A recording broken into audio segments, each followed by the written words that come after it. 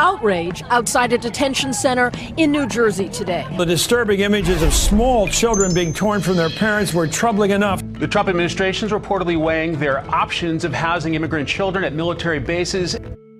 The Central American migrant crisis is happening right now. Currently, there are more than 14,000 immigrant children held in U.S. custody.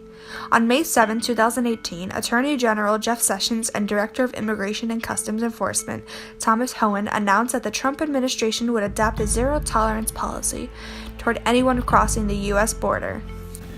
Everyone means everyone, including people seeking asylum from persecution, which anyone is legally entitled to do, and including parents who have entered the U.S. with their children. When parents are transferred to criminal custody, the children are treated as unaccompanied minor, as if they crossed the border alone, split from their parents, and sent into the care of a totally separate government department. The U.S. is used to about 6,000 to 8,000 children coming to the border each year, but not 52,000. But part of it is because people would like the border to act as a force field, to automatically push away anybody who comes towards it and to not let them step foot into the United States. A refugee is someone who isn't able to live safely in their own country, or has a really strong reason to fear that they won't be safe if they stay. The law has an established process, so that when someone comes across the border and doesn't have papers, but fears for their life, there can be a way to determine if they're eligible for asylum.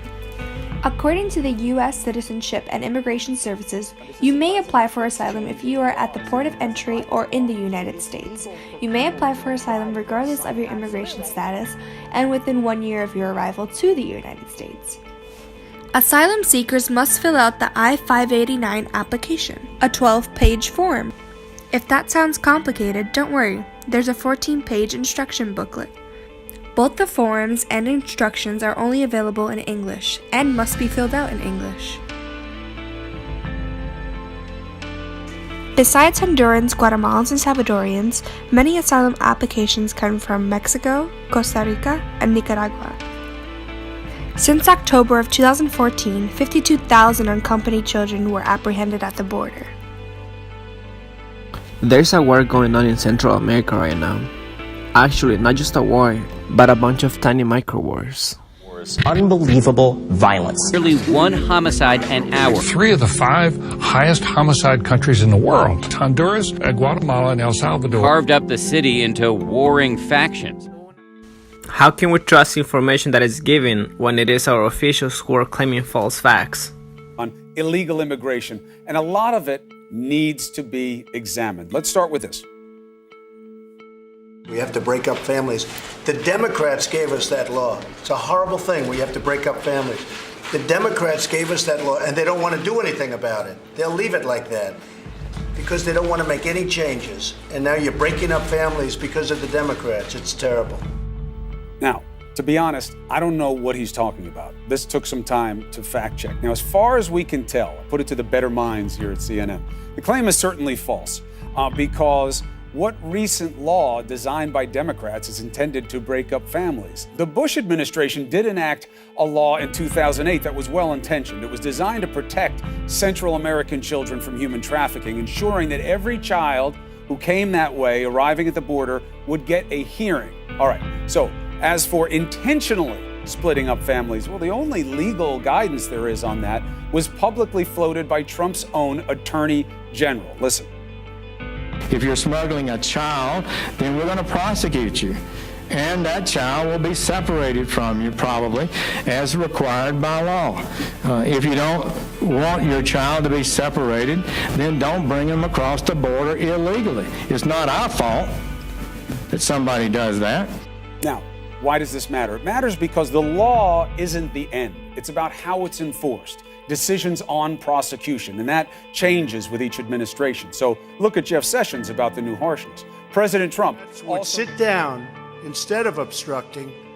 We could have something done very quickly. Good for the children, good for the country, good for the world. It could take place quickly. We could have an immigration bill. We could have child separation. We're stuck with these horrible laws. They're horrible laws. What's happening is so sad. is so sad, and it can be taken care of quickly, beautifully, and we'll have safety.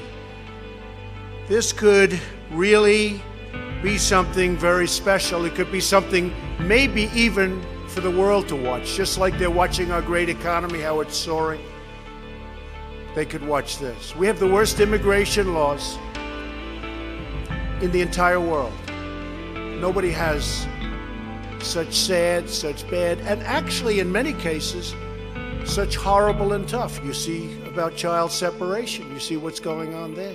The United States will not be a migrant camp, and it will not be a refugee holding facility. Won't be. You look at what's happening in Europe, you look at what's happening in other places, we can't allow that to happen to the United States, not on my watch. I have put in place a zero tolerance policy for illegal entry on our southwest border. If you cross the border unlawfully, then we will prosecute you. It's that simple.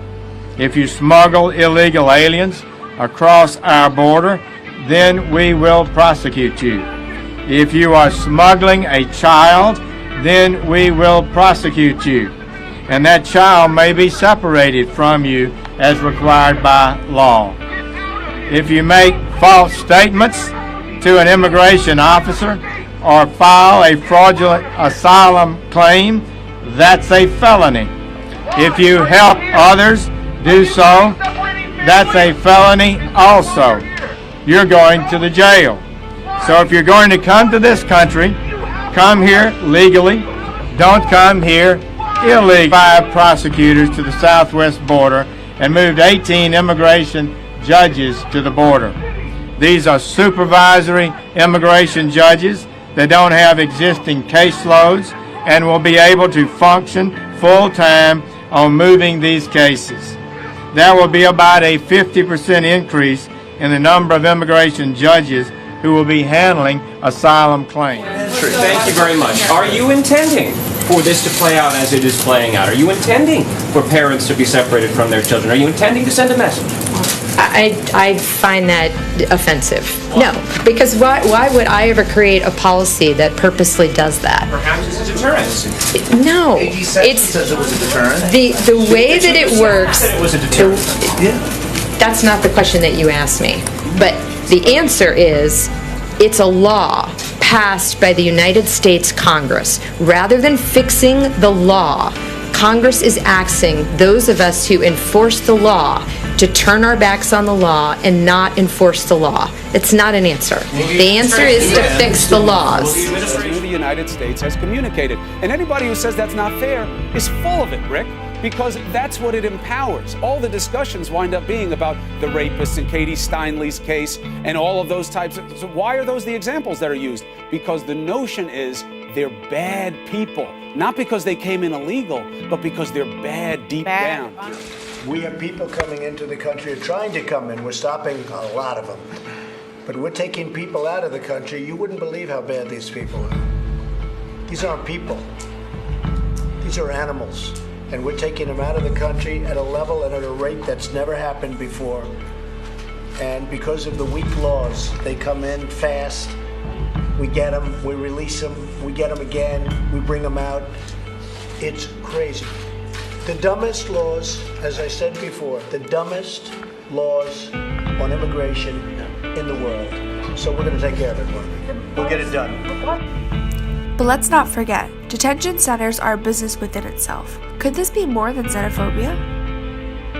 Its biggest contributors is the private prison company, the GEO Group, which houses more than a quarter of the country's immigration detainees.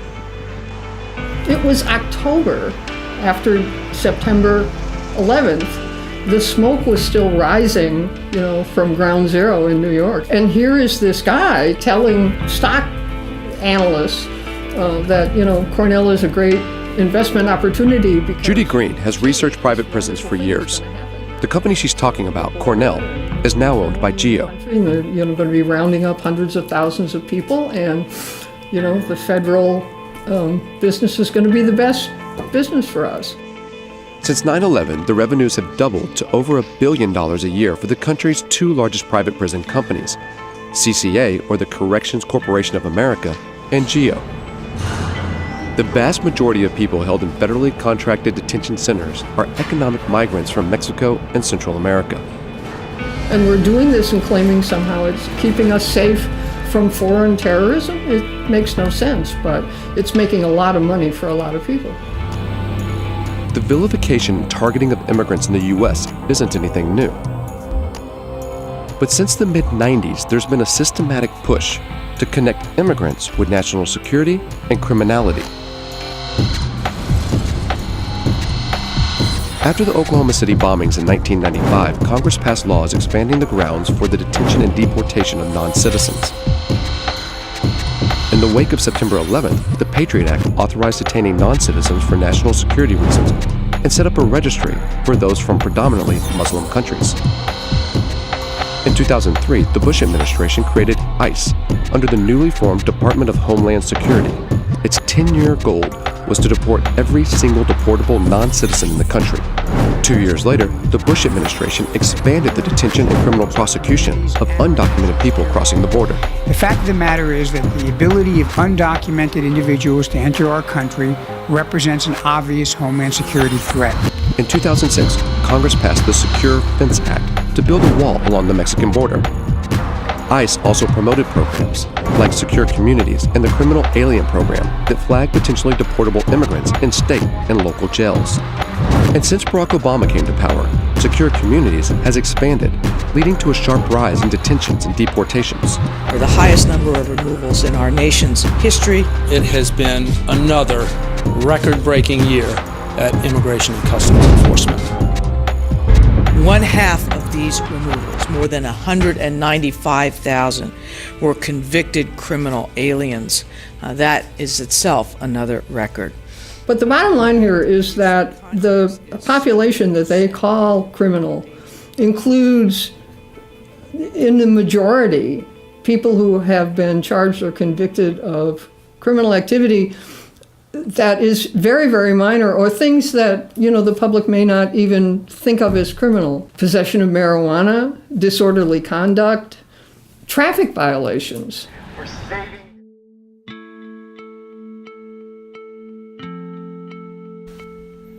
¿Qué fue lo que pasó cuando llegaste a la frontera entre México y Estados Unidos? Cuando llegué a la frontera de Estados Unidos, crucé el río. Luego empecé a caminar más para adelante, me encontré con la migración me preguntó toda mi información y me llevaron a la hielera. Describe la hielera. La hielera es el lugar donde llevan a todos los niños después de que la migra los agarran. Adentro es muy frío, solo te encierran en un cuartito y te dan aluminio para que te tapes. ¿Cuál fue el precio de tu viaje? La cantidad de dinero que gasté fueron 30,000 quetzales. ¿Cuánto tiempo te tardaste para llegar con tus familiares? Yo me tardé 4 meses. ¿Habían algunos niños de que tenían más tiempo en el albergue? Había uno de 7 meses, uno de 6, uno de 4 años y uno de 2 años. El de 4 años fue porque salió del albergue y llegó con su familiar y su familiar le trataban mal. Por eso regresó otra vez para el albergue, por eso tiene 4 años. La bestia is a form of transportation for Central Americans to use when fleeing to the United States. When on La Bestia, they must find a way to hold on to this creature in order to not fall to their death. Many people believe they are living for a better life, but the truth is they are living to survive. They'll become equals when holding on to their lives trapped to La Bestia, making sure the next person to them is holding on tight, talking to one another so neither of them will fall asleep, but most important, protecting one another from death. Que cerca de 500,000 de centroamericanos intentan cruzar México para llegar a la frontera con Estados Unidos cada año, o al menos eso es lo que estiman las autoridades mexicanas. yo pensé que me iba a enfrentar a describir cómo unas personas sufrían de frío, de hambre, de sueño, de largas distancias, de añoranza por su familia, pero nunca pensé que hubiera particularmente un grupo, en este caso los Zetas, un grupo de cavernícolas que fueron creados en 1999 por un famoso capo llamado Ociel Cárdenas Guillén, luego extraditado a Estados Unidos, como el brazo armado del cártel del Golfo, uno de los dos más poderosos de México. Los Zetas empezaron a perpetrar secuestros masivos, empezaron a crear rutas de venta de mujeres a burdeles del norte de México, principalmente centroamericanas. Empezaron a cobrar a pequeños grupos para que controlaran el paso de los coyotes que no pagaban cuota a los Zetas para transitar a través de México. Y entonces la historia de la migración cambió. ¿Qué es lo que buscan los Zetas? Los migrantes, si vos querés viajar desde El Salvador, Guatemala, Honduras, Nicaragua, hasta Estados Unidos, hasta Boston, normalmente un coyote te cobrará entre $7,500 y $8,000. Si tenés esa cantidad de dinero, probablemente no te querrás ir de tu país. Con lo cual, normalmente las familias que logran pagar esa cantidad es porque tienen una fuerte necesidad de reunificarse con sus parientes acá. Y tienen unos parientes que han trabajado mucho y han logrado reunir ese dinero para traer a los suyos. Pero el grueso de coyote, la gente que quiere venir por primera vez y empezar a entender esa extraña entelequia que se llama el sueño americano, no pueden pagar esa cantidad, con lo cual recorren por su cuenta México y al llegar a la frontera piden a su familia que paguen entre $1,200 y $1,500 o ahora hasta $2,500 para el brinco fronterizo. Ese es el dinero que los Zetas buscan.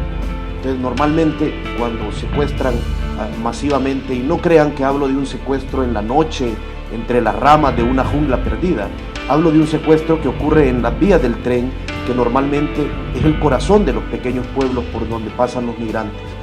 3 camionetas con hombres armados se paran a la par del tren, bajan a los indocumentados, los suben y se los llevan. La excusa del gobierno mexicano ante este libro, cuando lo distribuimos en México y lo presentamos en la Comisión de Asuntos Legislativos del Senado mexicano, fue que los migrantes no denunciaban. Pedirle a un migrante que denuncie es como pedirle a un alemán durante la Segunda Guerra Mundial que vaya y le pida agua a los rusos. Es absurdo. Hay toda una tradición en la idea de los migrantes de que las autoridades los vejan constantemente y son el enemigo, no son la ayuda.